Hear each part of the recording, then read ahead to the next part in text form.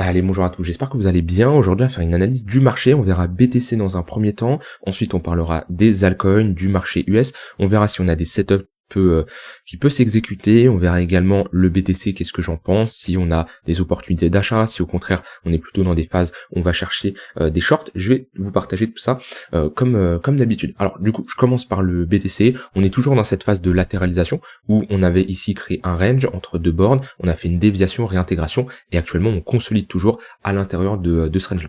Moi personnellement, j'ai pas pris de position ces derniers jours. Je vous avais dit que je clôturais tous mes positions en futur. Déjà, ça fait déjà pas mal de jours, et je suis qu'en spot. Et je n'ai pas pris de position. Pourquoi? Pour deux raisons. Déjà, actuellement, les derniers jours, là, c'était les fêtes de Noël, pas trop de temps devant les écrans, en tout cas, beaucoup moins que d'habitude. Mais surtout, depuis la réintégration de ce niveau-là, quels sont les plans que je vous avais partagés sur le BTC? C'est globalement, on est au-dessus des 101 500 $, j'ai un biais bullish et je vais chercher des achats.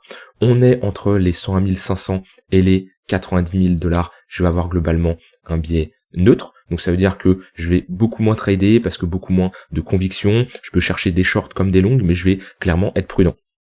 Et si on perd ce niveau-là, j'aurai clairement un biais bearish. Le fait de faire ce travail-là, ça me permet de tout simplement d'avoir une ligne directrice que je vais suivre et qui va tout simplement me permettre de respecter mon plan. Et si on était repassé au-dessus des 101 500 $, et moi j'aurais charbonné le marché à la hausse en prenant des positions longues, que ce soit sur BTC ou les altcoins. Mais là, dans cette configuration ici, moi je préfère être prudent parce que on est dans un range et on voit que le marché il est assez piégeur. Et je vous en avais parlé quand je vous avais fait l'update le 25 décembre, je vous ai dit attention, on est repassé certes au-dessus des moyennes mobiles, par contre on est sur un niveau de résistance, le niveau à peu près des 98 500, on a été légèrement plus haut, 99 000 $. Dans tous les cas, c'était pas une zone comme je vous l'avais dit pour chercher des achats sur du swing parce qu'on était sur des niveaux assez hauts.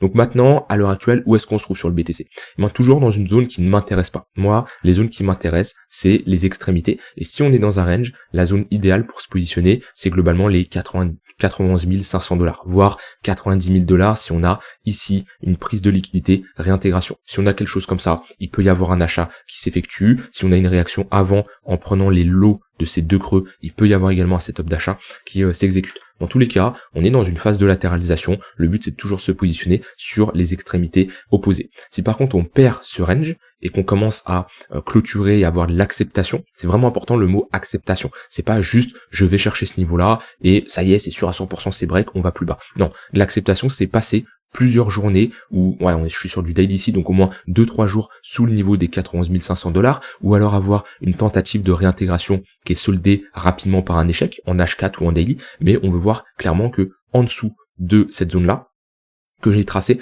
on a des acheteurs qui n'arrivent pas à réintégrer et des vendeurs qui maintiennent le prix sous ce niveau-là. Si c'est le cas, alors ici j'aurai un biais bearish parce que déjà on aura des moyennes mobiles orientées à la baisse avec un 1 heure qui serait sous le 4 heures, un 15 minutes sous le 4 heures, et ça serait clairement plutôt une configuration pour chercher des shorts sur de l'intraday, voire même sur du swing. Il y a juste un niveau que je vais surveiller et être attentif, et c'est là où c'est compliqué quand à la fois on a un biais qui est bearish mais on a quand même un niveau de support intéressant, c'est les 85 000 $. Si on commence à y aller et qu'on a tout simplement une prise de liquidité réaction acheteuse, ça peut être une zone où je vais chercher des achats, mais je vais être extrêmement prudent parce qu'on aura quand même des moyennes mobiles orientées à la baisse. Donc ce qu'il ne faut absolument pas faire, c'est avoir ici une prise de liquidité, prendre un long et au final avoir des moyennes mobiles qui font office de résistance, se faire rejeter et avoir une continuation baissière. Donc c'est pour ça je serais extrêmement prudent de ce côté-là sur le BTC.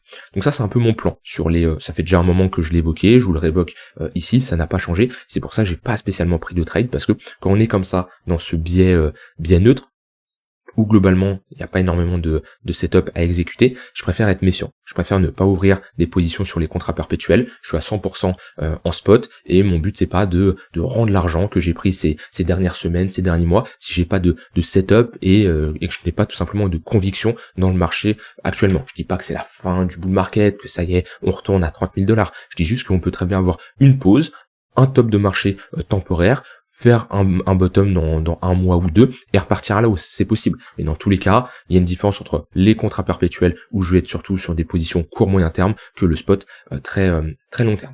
Maintenant, au cas où on peut voir d'autres niveaux, si on perdrait cette zone-là et qu'on poserait ici un top de marché, on peut tout simplement mettre déjà un retracement de Fibo à partir de cette impulsion Donc on a les 0,382 qui sont bien en confluence au niveau des 85 000 $, donc ça nous renforce ici notre conviction. Moi j'aime bien le tunnel daily qui est aligné proche du précédent ATH, le précédent sommet, on a fait le point le plus haut. On ne veut pas avoir de la réintégration et de l'acceptation sous les 71 500 $. Ouais, ça c'est le gros niveau, je vais le tracer. Ouais, là ça serait vraiment pas bon, parce qu'on sort d'un gros range qui a duré pendant 8 mois. Si c'est pour le réintégrer, là c'est pour au moins avoir un retour au niveau des 55 000 $. On n'y est pas encore, mais ici, ce niveau-là, en tout cas, si on y va, moi, c'est une zone où je vais clairement chercher des achats. Et je m'exposerai fortement sur les marchés, que ce soit spot, contrat perpétuel, etc., parce qu'on serait déjà sur une baisse assez importante sur le BTC, moins 33%, on arrive quand même sur des retracements assez importants, qui n'arrivent pas tout le temps. Si je prends déjà juste du point le plus haut, point le plus bas ici, on a fait un moins 73%. Alors, je dis pas qu'on va refaire la même chose, mais déjà, des moins 33%, ça reste des baisses où on peut s'attendre au moins à avoir un rebond. Et même si vous catchez comme ça, si vous prenez un bottom, vous pouvez jouer un rebond de 15-20%, voire plus sur les altcoins. Donc déjà, si on vient chercher cette zone-là, moi, c'est une très bonne zone sur du long terme, 71 500 $. Au niveau des 0,118, on a le tunnel daily qui est légèrement au-dessus, le précédent ATH, ça c'est une grosse confluence. Donc si on perd les 85 000 $, c'est la prochaine zone que je surveillerai.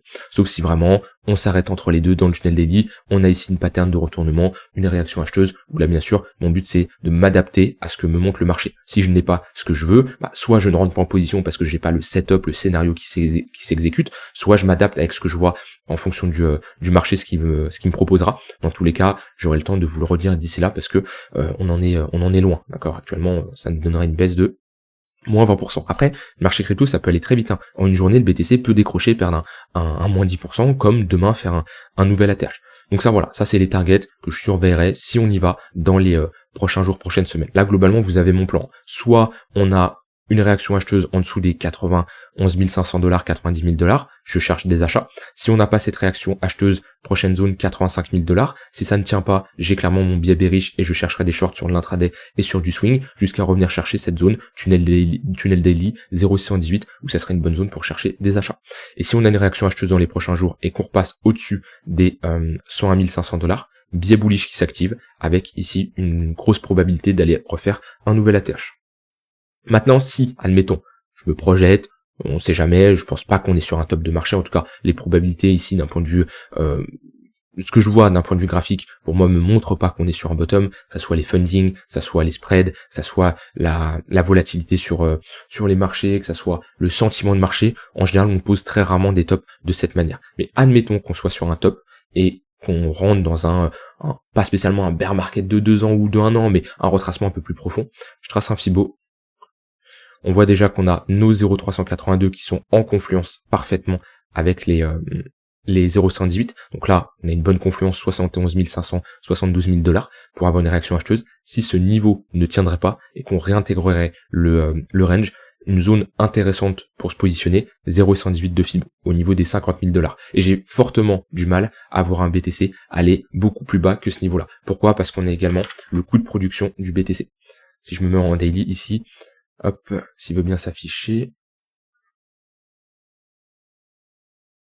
Alors, je sais pas pourquoi il a du mal. Ok, parfait. On a un prix plancher au niveau des 42 000 $, et sinon là historiquement on a rarement évolué dedans, voire qu'on a évolué, on est reparti rapidement à la hausse. Donc ça me surprendrait d'avoir un BTC qui revienne chercher par exemple les 40 000 $. Donc pour ceux qui font de l'investissement long terme et qui se diraient ok, j'ai raté un peu le bull run ou j'aimerais me positionner sur le BTC, quelles sont les zones intéressantes?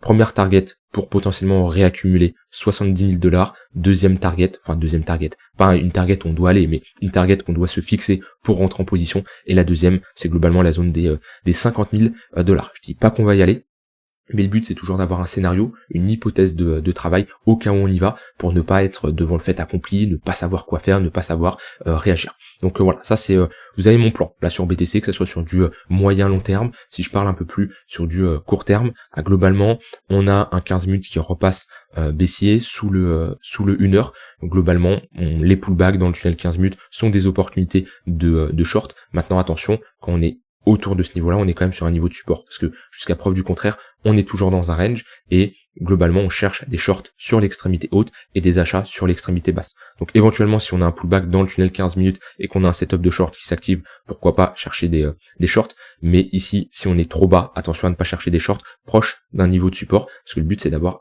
un risk reward intéressant. Si vous shortez ici, vous avez une zone d'invalidation par exemple au-dessus du tunnel 15 minutes, au-dessus du précédent sommet, pour avoir un risk reward de 2 pour 1 en mettant votre stop loss ici, ça vous demande d'avoir un TP quand même qui est difficile à atteindre parce que vous avez un gros niveau de support. Que si on a un retracement et qu'on revient chercher notre tunnel 15 minutes, bah ça nous donne déjà un risk reward beaucoup plus réaliste sans faire de nouveau plus bas. Voilà, vous avez mon plan sur le BTC d'un point de vue order flow. On a pas mal d'ordres d'achat aux alentours des 90 000 $. On le voit ici sur Trading Light, que ça soit sur BTC USDT de Binance, Coinbase pareil, 90, 92. Et ici sur les contrats perpétuels, on a, je sais pas dire une anomalie, mais on a des ordres, ça peut être du spoofing qui sont ajoutés entre les 92 et les 93 000 $. À voir comment le marché réagit. Ouais, ici il y avait pas mal d'ordres qui s'étaient mis. C'est pas pour ça qu'on va absolument les exécuter, parce que ça c'est des ordres qui peuvent être retirés à tout moment. Mais si on y va, faudra voir comment le marché réagit, si on a une absorption ou non. Voilà pour BTC. Au niveau d'Ether, Ether qui prend un peu moins cher que le BTC sur cette journée-là. Je reviendrai la paire ETH BTC juste après, mais on est repassé en dessous du niveau des 3400 $. Pour moi, c'est un pivot important. Ça pouvait être une zone acheteuse. Alors, ça peut toujours l'être si on repasse au-dessus, ou même quelqu'un qui est rentré ici, qui en accumule l'Ether. C'est une bonne zone. Alors moi, la zone qui est plus importante selon moi, c'est entre les 2800 et les 3000 $. Si on revient chercher cette zone-là, pour moi, c'est une zone pépite sur Ether. On avait vu pourquoi. On a une zone d'imbalance. On a notre tunnel daily. Hop, que je vais mettre ici, on a notre tunnel daily, on a cette zone d'imbalance, on a ce pivot qui faisait avant office de support, qui a fait office de résistance, qui est censé faire office maintenant de support. Donc là, c'est une zone magnifique sur Ether. Pour moi, techniquement, si on continue ce bull market, Ether ne doit pas se réinstaller en dessous des 2200, 2100 $, parce que là, on serait quand même sur une grosse pattern de top.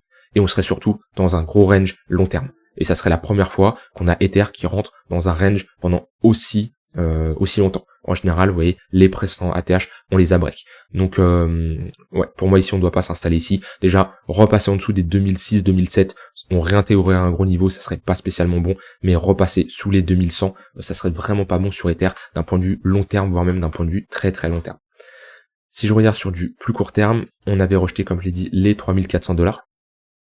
On a un 1 heure qui est sous le 4 heures, un 15 minutes qui est sous le 1 heure. Donc là, comparé à BTC qui est légèrement plus bullish au niveau de ses moyennes mobiles, Ether, on peut mettre des setups de short, hein. Comme déjà il y avait l'opportunité à ce niveau-là qu'on a pullback, à ce niveau-là qu'on a pullback, à ce niveau-là, on a perdu le 15 minutes, enfin on a réintégré le 15 minutes, prochaine target classique, le tunnel 1 heure, on a posé ici un top de marché, on a break, on a même pullback à nouveau, la ligne de coup et le tunnel 1 heure, et on se fait rejeter. Donc là on voit que la dynamique est baissière sur Ether, que ça soit d'un point de vue action du prix, on fait clairement des creux des sommets de plus en plus bas, et si je mets des moyennes mobiles, les moyennes mobiles sont orientées à la baisse. Donc automatiquement, vaut mieux privilégier les shorts, et ensuite, prochaine target là, 3000 $, à voir la réaction, si on a ici une prise de ce lot au niveau du tunnel daily, voir comment le marché réagit. Voilà, au niveau d'Ether, la paire ETH-BTC, pour moi ça ne change pas, j'ai toujours le même avis et vaut mieux attendre. On est potentiellement sur un bottom, on ne l'a pas du tout validé. Pour le valider, il faudrait au moins regagner le tunnel daily et valider une pattern de retournement pour inverser toute cette dynamique qui est baissière. Et maintenant, on est quand même sur une pattern de distribution qui a duré depuis, qui s'est construite sur pas mal de temps. On est dans une dynamique baissière depuis 2 ans. Ouais, ça fait 2023. Donc, on va pas inverser cette dynamique baissière en 2 secondes comme ça. Non, on a besoin de pas rentrer dans une phase de latéralisation, dans un range et structurer déjà un plus gros bottom. Si on fait ici un triple bottom, par exemple, on pourrait être sur la construction d'une pattern de retournement comme on avait eu à ce niveau-là. Voilà pour la paire ETH BTC. Au niveau des altcoins, donc je regarde la Bitcoin dominance, puisqu'on a quand même aujourd'hui des altcoins qui résistent plutôt bien à cette baisse du BTC, moins 2% sur le BTC, et des altcoins qui prennent, alors ça dépend lesquels, hein, mais du moins 2%, du moins 1. Moi dans tous les cas, actuellement, je suis dans une phase, je préfère patienter, quitte à re-rentrer un poil plus haut sur les altcoins, je préfère patienter. Je vais pas m'exposer n'importe comment. Il y a le spot long terme, bon ça c'est des positions que j'ai depuis un moment et que je garde. Pour la majorité des altcoins, j'ai des entrées qui sont assez basses, donc je suis tranquille sur mes investissements. Mais maintenant sur le côté futur, sur du trading moyen, court moyen terme, même long terme, je préfère patienter. Et j'ai pas d'exposition actuellement, comme je vous l'ai dit, d'un point de vue effet de levier. Et ouais, soit on revient, en fait je regarde beaucoup la charte BTC pour prendre actuellement des décisions sur les altcoins, surtout depuis qu'on a eu cette réintégration sur la Bitcoin dominance du bas de ce canal haussier. Même si j'ai des convictions comme quoi on a plus de chances de rentrer dans une altcoin season, pour le moment j'ai pas de force acheteuse sur les altcoins et je préfère me fier à la charte du BTC pour prendre des décisions sur les altcoins.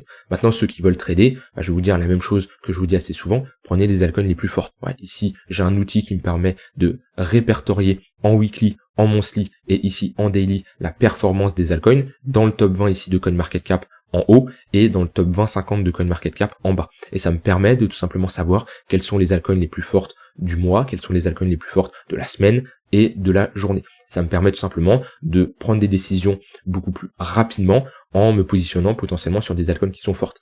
AVE par exemple qui a été très forte ces dernières semaines.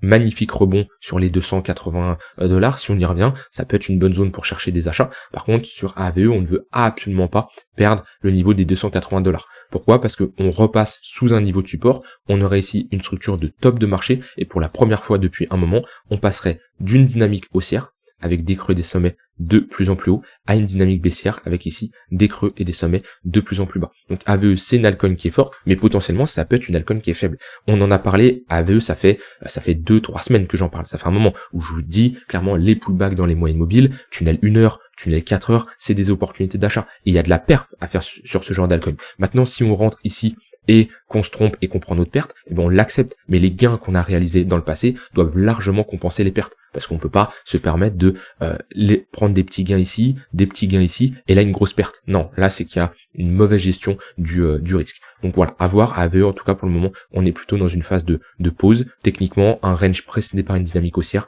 plus de chances de break par le haut. On voit bien, ici on était dans un range, on a break par le haut, les ranges comme ça, précédés par des dynamiques haussières, ils ont plus de chances de continuer dans le sens de la tendance initiale. AVE qui est forte, TRX qui reste forte. Alors on a quand même bien corrigé, je me suis fié à la performance monthly, on a quand même bien corrigé, je pense qu'on est actuellement dans le tunnel 4 heures. Donc c'est une bonne zone de localisation, mais compliqué ce genre de chart. J'aime pas trop la chart comme elle est. Déjà d'un point de vue investissement long terme, c'est beaucoup trop tard. Mais d'un point de vue trading, on est dans une bonne zone ici de localisation. Mais j'aime pas le pump dump comme ça aussi rapidement. Je préfère éviter ce genre de chart. De toute façon, vous devez trader lorsque vous avez votre setup qui s'exécute et des convictions dans vos trades. Si il y a une chart comme ça que vous avez du mal à analyser, passez à autre chose. Vous n'êtes pas obligé de savoir analyser toutes les charts. Mais quand je vois ça, moi, c'est pas que je ne sais pas l'analyser, c'est juste ça ne m'intéresse pas de trader ce genre de crypto. Après sur la semaine là on a TON qui est plutôt forte, on a Hop, Tao qui performe bien. Alors on va regarder cela. Est-ce que je peux avoir un meilleur historique? Parfait. TON ça change pas, on est un peu comme j'allais dire comme Kaspa, non parce que Kaspa le range dure depuis un moment, mais on est globalement dans un range et comme d'habitude, voyons, on a ici notre milieu de range, on a notre bas de range vers les $5, milieu de range vers les $6 et haut de range vers les $7. C'est assez simple sur Toncoin, vous voyez, 7, 6, 5. Et techniquement, $5, bonne zone pour chercher des achats, $6, bonne zone pour alléger ces achats qui ont été réalisés sur les $5, et $7, bonne zone pour prendre ses profits ou ouvrir des shorts pour refaire la même chose. Et le milieu de range, c'est toujours un niveau pertinent, on voit qu'on y retourne et qu'on bute parfaitement dessus, mais là c'est du trading de range, là on trade absolument pas la tendance, même si on est dans une tendance de fond haussière avec cette impulsion, et on a plus de chances dans ce genre de range de break par le haut, je préfère trader clairement les extrémités. J'ai vu on avait Hop qui était plutôt pas mal. Hop, on a parfaitement pullback ici la ligne de coup. Ça, c'est des niveaux par contre qui doivent être défendus. On voit bien que sur Optimism, la charte elle est fortement similaire. C'est à peu près pareil ce qu'on fait. Pattern de retournement, on pump, on retrace, on revient chercher notre précédente accumulation. Pattern de retournement, on pump, on retrace, on revient chercher notre précédente pattern d'accumulation.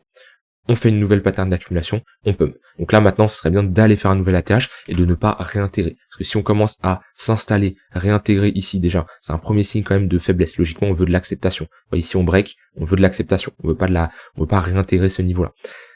Si on commence à passer sous les 1,2, 1,1 $, ouais, ça serait vraiment pas bon sur Optimism. On pourrait être sur ici la résolution d'un gros range long terme par le bas. Mais actuellement, comme je l'ai dit, on a plutôt une petite réaction. Quand c'est comme ça, vous mettez des moyennes mobiles, même si sur du weekly, la performance reste correcte, on est sous les moyennes mobiles et on a ici un tunnel lunaire qui fait office de résistance. Tao également qui est dans les altcoins les plus fortes. On a eu notre prise de liquidité sous ce creux-là. Après, on est dans un range Tao. On en avait d'ailleurs parlé, qu'on était plutôt sur des extrémités assez bas pour chercher des achats, pour viser un retour en haut de range. Maintenant, dans tous les cas, même si Tao fait une bonne performance en weekly, bonne performance, ça reste léger, hein. Ici, on voit bien que Tao, il est où? Il est là plus 3,7%. Bon, ouais, c'est clairement léger. C'est trop tôt pour parler de reprise de momentum. Donc c'est pour ça, sur les altcoins, je préfère patienter. Je préfère avoir des signaux beaucoup plus puissants. Je suis pas spécialement bearish. Je vous dis pas que le marché va se retourner. Mais vous voyez, on a quand même un BTC qui pousse bien. Et je préfère être de côté. Moi, le spot long terme, si vous avez des convictions dans les cryptos, vous pouvez holder pendant des mois, voire certains des années. Ça va dépendre bien sûr de chacun, mais moi j'ai des convictions là-dessus, donc je sais que quand vous avez des convictions, c'est beaucoup plus facile pour hold des cryptos, que ce soit BTC, Ether ou d'autres cryptos. Après, il y a la poche passive long terme, d'accord, où on a des objectifs, enfin moi j'ai des objectifs beaucoup plus hauts, pas spécialement pour le BTC, 100 000 $, je l'ai répété plein de fois, c'est un gros chiffre rond pour prendre des profits, mais d'autres cryptos. Et après, il y a la poche active plutôt court moyen terme, où on va être ici sur quelques semaines, voire quelques mois. Et là, pour cette poche, je n'ai aucune position. Je préfère patienter, quitte à rentrer plus haut, quitte à rater une partie du mouvement, mais avoir beaucoup plus de conviction. Et peut-être que on va retracer et je pourrais avoir des entrées beaucoup plus intéressantes. Donc voilà, faites la différence entre la poche long terme et la poche court moyen terme. Long terme, moi je hold parce que j'ai des targets beaucoup plus importantes sur les altcoins. Peut-être je vais me tromper, j'en ai aucune idée. Ça, le temps nous le dira. Mais sur la poche court moyen terme, il y a quelques jours, je vous ai dit que je sortais toutes mes positions sur les futurs, et pour le moment ça paye parce qu'on a un marché quand même qui retrace. Donc soit j'ai mes réintégrations comme je vous l'ai dit, 101 500 $, soit on verra les réactions acheteuses sur les prochaines targets identifiées. Je vous laisse avec ça, j'ai rien d'autre à ajouter. Je vous souhaite une très bonne fin de journée et je vous dis à demain pour une prochaine vidéo. Bye bye.